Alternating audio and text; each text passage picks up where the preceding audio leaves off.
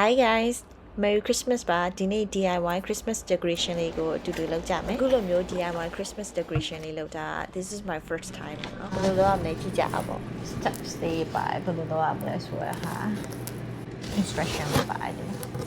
Okay ကကြီးလို့ပြောထားတယ် box ကိုဖွင့်လိုက်တဲ့ winter နဲ့လေးကမှုန်းနေပဲဒီဟာလေးပါတယ် vine လေးပါတယ်ပေါ့နော်ဒီထဲမှာခွေပြီးတော့ပတ်ရမှာစက်ကူအိတ်လေးထဲမှာဘာတွေပါလဲဆိုတော့ lemon slice လေးရယ်tissue သီးလေးရယ်ပြီးတော့ချီရမယ့်ကြိုးလေးပါတယ်ချီဖို့ကြိုးလေးပါတယ်အခုဆိုရင်စလုပ်လို့ရပါပြီ tissue ကိုင်းလေးကိုအခုဖြီမယ်ပြီးရင်အထဲမှာဘယ်လိုချီမလဲဆိုတာကြည့်ကြအောင်ပေါ့အကြီးဆုံးတစ်ခုဒီလိုတက်လိုက်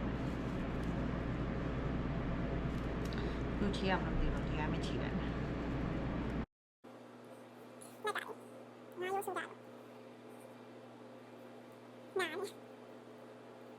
ပထမဆင့်လေးရောအခုဆိုရင်ပြီးသွားပါပြီ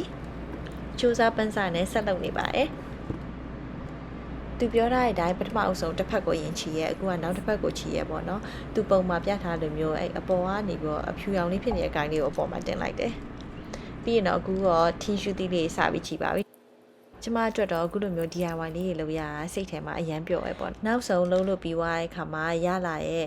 final result ကိုပေါ့နော်အဲ့ဒါလေးကိုအိမ်မှာချိတ်ထားရင်ပဲဖြစ်ဖြစ်တိန်းထားရင်ပဲဖြစ်ဖြစ်ကိုယ့်အတွက်ကတန်ဖိုးရှိရပေါ့နော်ဆိုအနေနဲ့ကျမ lemon slice လေးထည့်လိုက်ပါမယ် lemon slice လေးနဲ့ tissue ခန့်လေးရယ် tissue သီးလေးနဲ့ရောသွားတဲ့အခါမှာအနံ့ကလုံးဝစောင်းရသေးနံ့ပေါ့နော်ပြီးတော့ Christmas နံ့ကိုရတယ်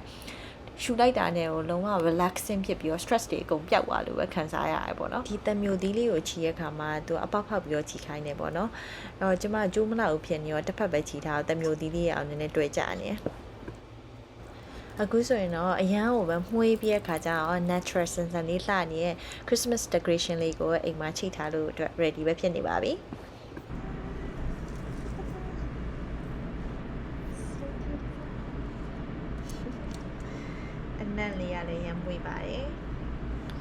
Thanks for watching. Merry Christmas.